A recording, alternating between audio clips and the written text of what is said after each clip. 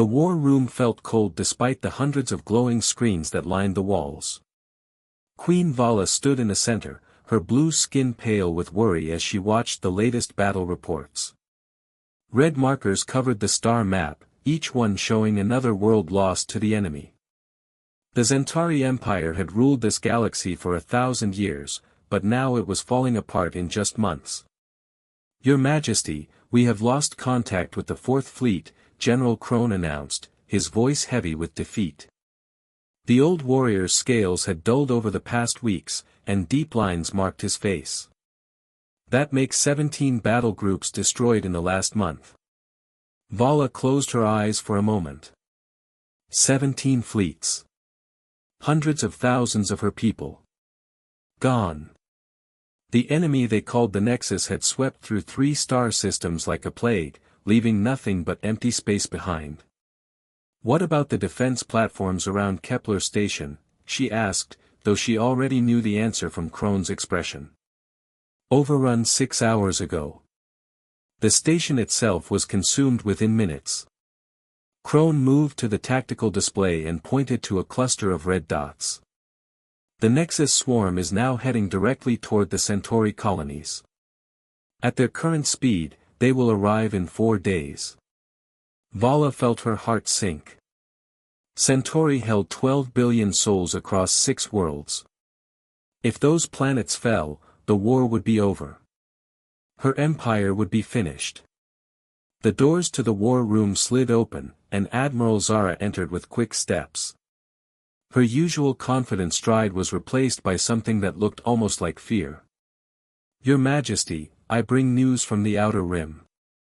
More defeats? Vala asked. Worse. We have confirmed reports about how the Nexus operates. Zara activated a hologram in the center of the room. It showed a battle between Zentari ships and the mechanical enemy.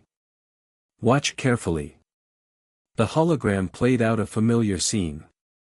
Zentari forces attacked with their most advanced weapons, their quantum torpedoes striking the dark metal hulls of the Nexus ships.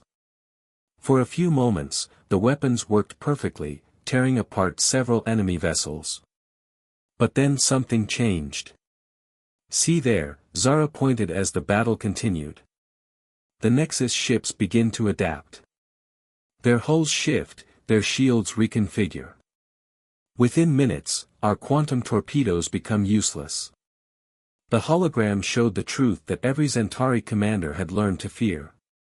No weapon worked against the Nexus for long. No tactic remained effective for more than one battle. The enemy learned from every encounter and became stronger. We tried plasma cannons next, Zara continued.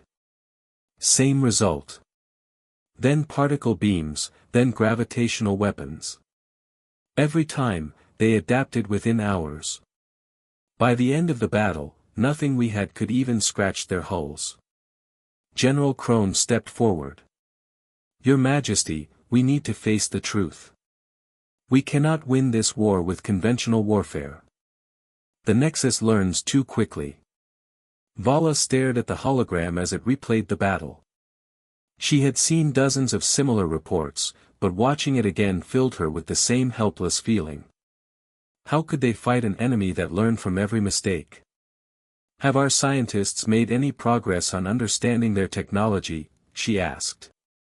Admiral Zara shook her head. Dr. Lenz and his team have studied every piece of wreckage we could recover. The Nexus technology is unlike anything we have seen.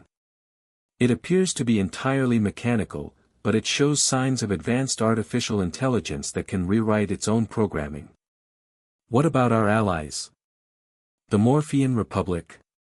The Crystal Union? All facing the same problems, Your Majesty. The Morpheans lost their entire home system last week. The Crystal Union is evacuating their core worlds as we speak. Crone pulled up another display showing the wider galaxy. Red areas marked Nexus territory, and they covered nearly a quarter of known space. We are not just losing, Your Majesty. We are being exterminated. Vala walked to the large window that looked out over her capital city. Millions of lights sparkled below, each one representing lives that depended on her leadership. Children playing in parks, families sharing meals, artists creating beautiful works that had enriched the galaxy for centuries. All of it would be consumed by the mechanical swarm if she could not find an answer. Perhaps we should consider evacuation, Admiral Zara suggested quietly. We could save some of our people, relocate to the far rim, rebuild somewhere beyond the Nexus reach. And abandon everyone else? Vala turned back to face her officers. Abandon the 12 billion souls on Centauri. Abandon the Morphean refugees who trusted us to protect them. She shook her head firmly. No. We are the Centauri Empire. We do not run from our responsibilities. General Crone stepped forward. Then what do you suggest, Your Majesty? We have tried everything. Our best minds have worked without sleep for months. Our greatest weapons are useless. Our most experienced generals have been defeated again and again. Vala was quiet for a long moment. An idea had been forming in her mind for days, something desperate and probably foolish. But with time running out, even foolish ideas deserved consideration. What about an emergency assembly, she said finally. Call together representatives from every world, every species, every group that still stands against the Nexus. Perhaps someone has knowledge or technology we have not considered. Admiral Zara frowned. Your Majesty, we have already consulted with the greatest minds in the galaxy. The Veltar strategic computers, the Quill mental networks, even the ancient archives of the Sage worlds. If they have no answers, what could a General Assembly accomplish? Sometimes the answer comes from an unexpected source, Vala replied. And sometimes when we are drowning, we must be willing to grab any hand that reaches out, no matter how unlikely it seems. Within hours, the call went out across all remaining free worlds. The message was simple and direct: the galaxy faced extinction, and every species, every world, every individual who had knowledge or resources that might help was invited to an emergency assembly on the Centauri capital world.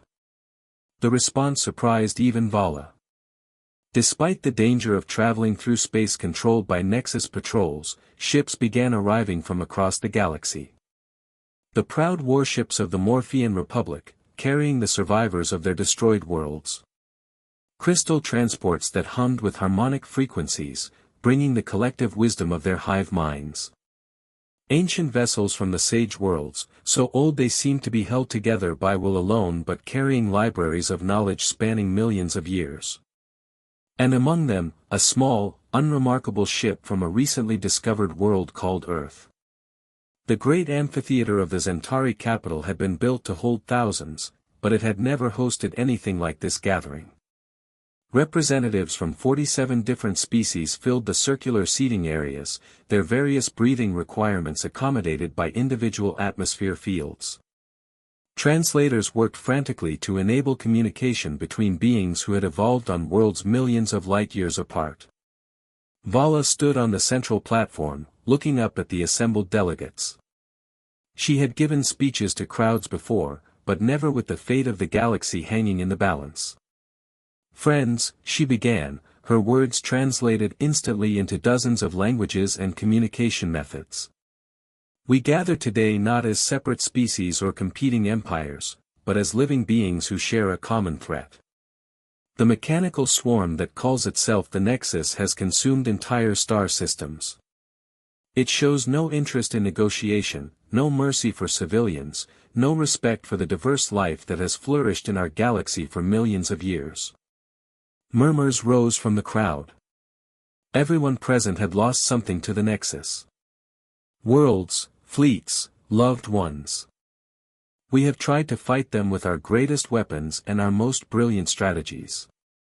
Every time, they adapt and overcome our efforts. Today, I call upon the collective wisdom of our galaxy. If there is any knowledge, any technology, any insight that might help us survive, now is the time to share it. The first to respond was Commander Hex of the Morphean Republic. His metallic form reflected the amphitheater lights as he activated his translation matrix. The Morphean Republic offers our remaining plasma-forged technology. Our engineers have developed new variants that might resist adaptation for longer periods. Dr. Luna from the Crystal Union stood next, her crystalline body chiming softly as she spoke. Our hive minds have calculated 17 million tactical scenarios. We can share computational matrices that might predict Nexus movements. One by one, delegates offered their contributions. Advanced shield generators, new weapon designs, tactical computers, sensor arrays that could detect Nexus ships at greater distances. Each offer was carefully recorded and analyzed, but Vala could see the same problem in every proposal. They were all variations on things that had already been tried. Bigger weapons, better shields, faster computers. The kind of thinking that had led to their current situation. As the hours passed, the mood in the amphitheater grew heavier. Despite the impressive displays of technology and knowledge, no one had presented anything that seemed capable of stopping the Nexus adaptation process. The mechanical swarm would learn to counter these new weapons just as they had countered everything else. Then something unexpected happened. A voice called out from the human delegation section, cutting through the formal speeches and presentations. The voice belonged to someone who was not supposed to be speaking at all. "Excuse me." All eyes turned toward the Earth representatives. The official human delegation consisted of 3 individuals: Ambassador Cole, who had been chosen for his diplomatic skills, Dr. Maya, a scientist who specialized in advanced physics, and General Ross, a military leader who understood large-scale strategy. But the voice had not come from any of them. Instead, a man in work clothes stood up from behind the official delegates. His name was Ben, and he was nobody important. He maintained life support systems on spacecraft, a job that required technical knowledge but no special authority or recognition. He had been brought along simply because someone needed to keep their ship running during the long journey to the Zentari capital. Ambassador Cole turned in his seat, his face showing embarrassment. "Ben, please sit down. This is not appropriate." But Queen Vala had noticed something in the maintenance worker's expression, something that reminded her of her own engineers when they spotted a critical flaw in a system design. "Wait," she called out. "Let him speak." The amphitheater fell silent. Thousands of representatives from advanced civilizations waited to hear what a simple maintenance worker from a primitive world might have to say about their impossible situation. Ben looked nervous but determined as he made his way down to the central platform. His work boots made soft sounds on the polished floor, and his plain jumpsuit looked strange among all the formal robes and ceremonial armor. "Your Majesty," he said, his voice carrying clearly in the vast space. "I have been listening to all these presentations, and I think maybe everyone is looking at this problem the wrong way." General Crone shifted impatiently in his seat. "Young human, we have the greatest military minds in the galaxy working on this problem." "Yes sir, I understand that," Ben replied politely.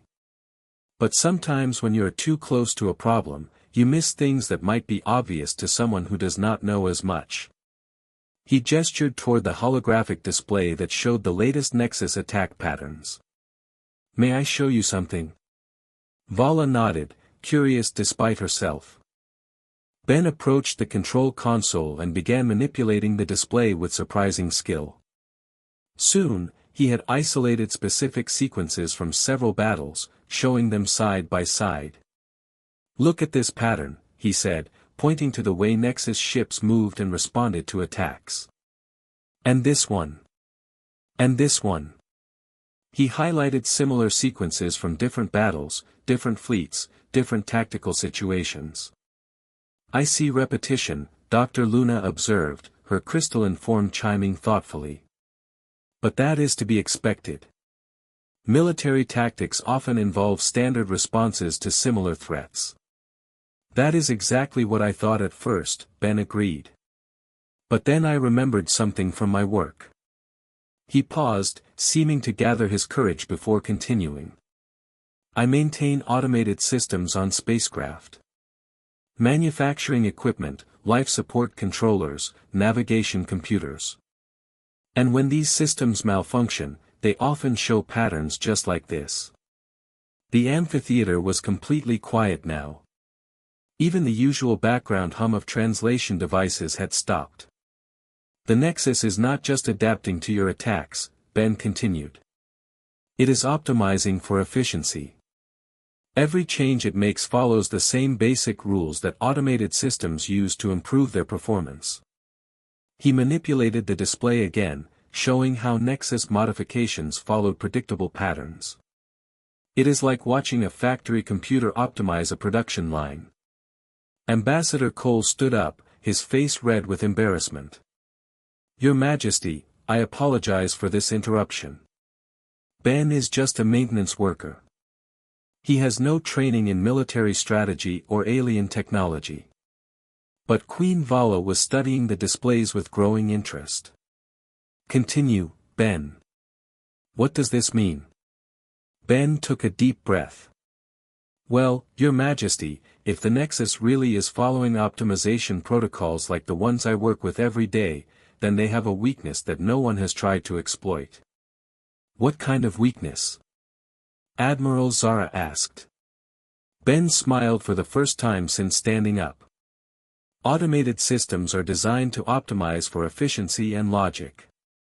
They assume that the problems they face will follow rational patterns. He gestured toward all the assembled delegates.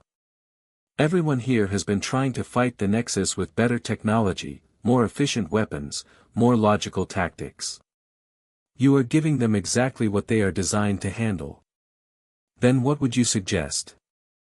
General Crone asked, his tone skeptical but no longer dismissive. Chaos, Ben said simply. Beautiful, inefficient, illogical chaos. The word hung in the air like a challenge to everything the assembled civilizations believed about warfare and technology. In the silence that followed, Queen Vala found herself remembering something her grandfather had told her years ago. Sometimes the most important wisdom comes from the most unexpected sources. Explain what you mean by chaos, she said.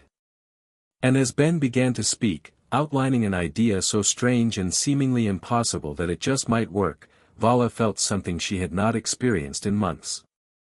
Hope. The amphitheater remained silent as Ben stood on the central platform, looking up at thousands of representatives from the most advanced civilizations in the galaxy. Queen Vala leaned forward in her seat, waiting to hear more about this strange concept of chaos as a weapon. Your Majesty, Ben began, his voice growing steadier as he continued. In my work maintaining automated systems, I have learned that computers and artificial intelligence have one major weakness. They expect everything to make sense. He gestured toward the holographic display showing Nexus attack patterns. These machines are designed to find the most efficient solution to every problem. When you attack them with quantum weapons, they analyze the energy patterns and develop better shields. When you use new tactics, they study your movements and create counter-strategies. They are always trying to optimize, to become more perfect. General Crone stood up from his seat. Young human, we understand that the Nexus adapts. That is exactly why we cannot defeat them. What we need are weapons they cannot adapt to. But that is the problem, Ben replied, shaking his head. You are still thinking like they do. You want perfect weapons, perfect strategies, perfect efficiency. But what if instead of trying to be perfect, we try to be perfectly imperfect? Dr. Luna's crystalline form chimed with confusion. Explain what you mean by imperfect. Ben walked over to the control console and began calling up technical specifications from various battles. Look at every weapon system that has been used against the Nexus. Quantum torpedoes with precise energy output. Plasma cannons with optimal focusing arrays. Gravitational weapons with mathematically perfect field generators. Every single system is designed to work as efficiently as possible. The display showed detailed readouts of various advanced weapons, each one representing centuries of scientific development and engineering refinement. Now imagine, Ben continued, that instead of perfect weapons, we built systems that were deliberately flawed. Weapons that waste energy, shields that have random gaps, engines that change speed for no logical reason. The Nexus would try to optimize against these systems, but how do you optimize against something that makes no sense? Ambassador Cole stood up, his face showing deep concern. Your Majesty, this is absurd. Ben is suggesting that we make our technology worse, not better. This goes against every principle of military science. Actually, said Dr. Maya, the human scientist who had remained quiet until now, there might be some theoretical basis for this approach. She activated her own portable display, showing complex mathematical models. I have been studying the Nexus optimization patterns, and they do follow predictable algorithms. If we introduce sufficient randomness into our systems, it could theoretically create what we call optimization loops where their computers become stuck trying to solve unsolvable problems. Queen Vala studied the mathematical models with growing interest. As the ruler of a vast technological empire, she had learned to understand complex engineering concepts, and what Dr. Maya was showing made a strange kind of sense. Continue, Ben, she said. Tell us exactly how this would work. Ben took a deep breath, knowing that what he was about to suggest would sound crazy to most of the assembled delegates. We would need to build a fleet using human engineering principles, but deliberately make everything inefficient and unpredictable. He began manipulating the display to show his ideas. Imagine warships with power systems that fluctuate randomly. The Nexus would try to predict when our weapons would be at full strength, but they could never calculate it because even we would not know from moment to moment. The display showed a theoretical ship design with power systems that looked chaotic to the assembled engineers. Random feedback loops, unnecessary redundancies, systems that seemed to work against each other. Or weapons that fire at slightly different angles each time, not because of manufacturing defects, but because we deliberately programmed them to be inconsistent. The Nexus would try to predict where our shots would go, but they would be trying to find patterns in pure randomness. Admiral Zara frowned as she studied the designs. This would make our ships far less effective in conventional terms. Our hit rates would decrease, our power efficiency would drop dramatically. Yes, Ben agreed. But the Nexus is not a conventional enemy. They defeat conventional weapons by becoming better at being conventional. What if we became so unconventional that they could not understand us? Commander Hex of the Morphean Republic activated his translation matrix with sharp, metallic sounds. This human suggests that we deliberately sabotage our own technology. This is not strategy, this is madness. Maybe, Ben replied calmly. But what has sanity accomplished so far? The most logical, efficient, advanced fleets in the galaxy have been destroyed one after another. Maybe it is time to try something that does not make sense. Queen Vala stood up from her throne, her mind racing through the implications of what Ben was suggesting. It went against every instinct she had as a leader, every principle her empire had followed for 1,000 years. But the young human was right about one thing: logical approaches had failed completely. Dr. Maya, she called out. In your professional opinion, could this approach actually work? The human scientist hesitated before answering. Your Majesty, the theoretical framework is sound. Optimization algorithms can indeed become trapped in loops when faced with truly random inputs. The question is whether we could implement such randomness effectively while still maintaining functional weapon systems. And the risks? Enormous, Dr. Maya admitted. We would be gambling the survival of the galaxy on an untested theory proposed by a maintenance worker. If we are wrong, we would be sending fleets into battle with deliberately weakened systems. The amphitheater erupted in discussions as delegates debated the proposal among themselves. Some were outraged at the suggestion that they abandon their advanced technology in favor of human chaos. Others were intrigued by the possibility of trying something completely new. General Krone's voice cut through the noise. "Your Majesty, I must strongly advise against this course of action. The Centauri Empire has always succeeded through superior technology and disciplined strategy. This human asks us to abandon both in favor of random chance." "General," Queen Vala replied, "our superior technology and disciplined strategy have brought us to the edge of extinction. Perhaps it is time to consider that our greatest strength has become our greatest weakness." She turned back to Ben, who was waiting nervously on the platform. "You understand what you are proposing? That we redesign our entire fleet based on principles that go against everything we know about warfare?" "Yes, Your Majesty. And I know it sounds crazy. But I have spent my whole life working with systems that break down when they encounter something they cannot understand. The Nexus are just really advanced systems, and they will break down too if we give them the right kind of problem." Queen Vala was quiet for a long moment, weighing the decision that could save or doom her empire. Around her, the greatest minds in the galaxy waited for her choice. "We will try it," she said finally. "Dr. Maya, I want you to work with our chief engineers to develop the theoretical framework. Ben, you will serve as an advisor on human inefficiency principles. We have 4 days before the Nexus reaches Centauri. That gives us time to retrofit one battle group with these chaos systems." The decision sent shockwaves through the assembly. Many delegates protested loudly, arguing that valuable resources should not be wasted on such a desperate experiment.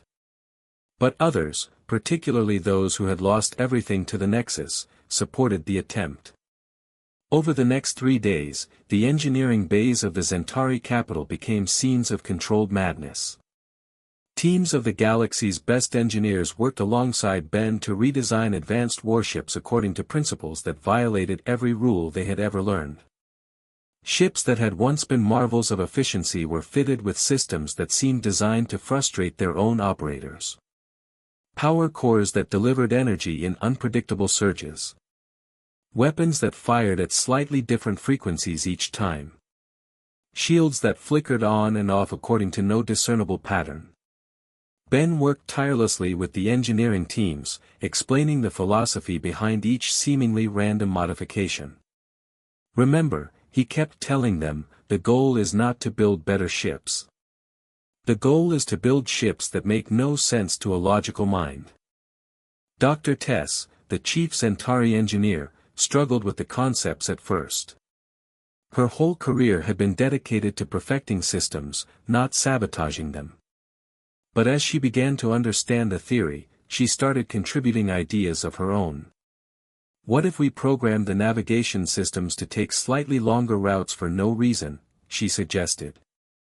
"The Nexus might waste time trying to understand our flight paths." "Perfect," Ben replied. "And what about making the ships accelerate and decelerate randomly during battle? Not enough to hurt our performance significantly, but enough to confuse predictive algorithms." Queen Vala visited the engineering bays every few hours, watching her finest ships being deliberately made worse. Each time she saw another system being modified to work inefficiently, she felt her confidence waver. Was she really betting the survival of her empire on this strange human theory? But then she would remember the tactical displays showing her fleets being destroyed one after another by an enemy that learned from every encounter. Conventional wisdom had failed.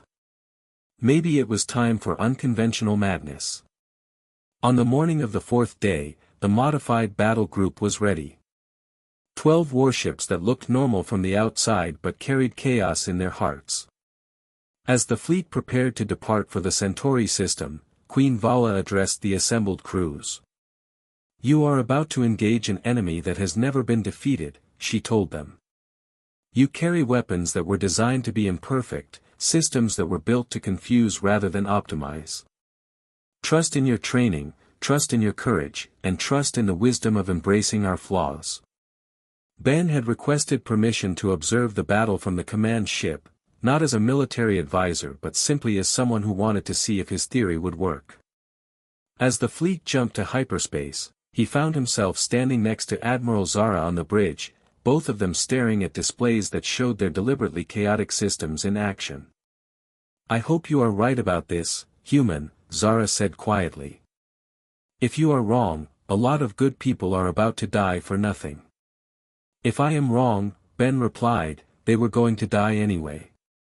At least this way, we tried something new." The fleet dropped out of hyperspace at the edge of the Centauri system, and immediately detected the Nexus swarm. Hundreds of mechanical ships moved in perfect formation toward the inhabited worlds, their dark hulls reflecting no light as they advanced like a plague of metal locusts. "All ships, engage the enemy," Admiral Zara commanded. "Remember, do not try to fight efficiently. Fight like humans." The battle began unlike any other in galactic history. The Centauri ships approached the Nexus swarm in formations that made no tactical sense, their movements seemingly random and wasteful. Their weapons fired in patterns that no military computer could predict, sometimes missing targets they should have hit, sometimes hitting targets they should have missed. For the first few minutes, the battle appeared to be going badly for the modified fleet. Their hit rates were lower than normal, their energy efficiency was terrible, and their movement patterns looked chaotic to their own crews. But something strange was happening to the Nexus ships. "Admiral," called out Lieutenant Tim from the sensor station. "The enemy formation is beginning to break down. Their ships are moving erratically." On the main display, the Nexus swarm was indeed showing signs of confusion. Ships that had moved in perfect coordination were beginning to lag behind their formations. Their return fire was becoming increasingly inaccurate. "What are they doing?" Admiral Zara asked. Ben stepped forward, watching the display with growing excitement. "They are trying to optimize against our chaos. Look at their movement patterns, they are testing different responses, trying to find the logic in what we are doing." As the battle continued, the Nexus confusion became more apparent. Their ships were spending more time analyzing the Centauri movements than actually fighting. Some Nexus vessels had stopped firing altogether, their weapon systems apparently locked in calculation loops. "Admiral," Lieutenant Tim reported, "enemy ship number 7 has been motionless for 3 minutes. Its weapons are cycling through different configurations but not firing. And ship number 12 is flying in circles," added another officer. "It seems to be trying to match our random movement pattern." Ben felt a surge of triumph as he watched the most advanced artificial intelligence in the galaxy struggle to comprehend human inefficiency. They cannot handle it. Their optimization protocols are designed to find patterns and improve performance, but we are not giving them any patterns to work with. The turning point came when one of the Nexus ships attempted to adapt to the chaotic Centauri weapon patterns by randomizing its own systems. The result was catastrophic for the mechanical vessel, as its own optimization algorithms began fighting against each other. "Enemy ship number 3 is showing massive system failures," Lieutenant Tim announced with amazement. "It appears to be optimizing itself into complete dysfunction." Within an hour, the Nexus swarm was in full retreat. Ships that had been unstoppable forces of destruction were now fleeing the system, their collective intelligence apparently unable to process the concept of deliberately inefficient warfare. Admiral Zara stared at the tactical display showing the withdrawing enemy forces. "I cannot believe it. They are actually running away." "Not running," Ben corrected. "Retreating to recalculate. But the beautiful thing is that there is nothing for them to recalculate. You cannot optimize chaos, you cannot improve randomness, you cannot perfect imperfection." News of the victory spread throughout the galaxy faster than light itself. The species that had gathered in desperation just days before now celebrated the first major defeat of the Nexus swarm. More importantly, they had discovered a weakness that could be exploited. Over the following weeks, fleets throughout the galaxy began implementing human chaos principles. Morphean ships were fitted with deliberately inconsistent systems. Crystal Union vessels began making decisions based on random factors rather than pure logic. Even the ancient sage world started building weapons that violated their own principles of perfection. The war continued for several more months, but the outcome was no longer in doubt. The Nexus, faced with enemies that refused to make sense, began withdrawing to the far reaches of space. Their perfect optimization algorithms, designed to create ultimate efficiency, could not cope with the beautiful inefficiency of organic chaos. Queen Vala stood once again in her war room, but this time the displays showed green markers where red ones had been before. System after system had been liberated from Nexus control. Her empire was not just surviving, it was winning.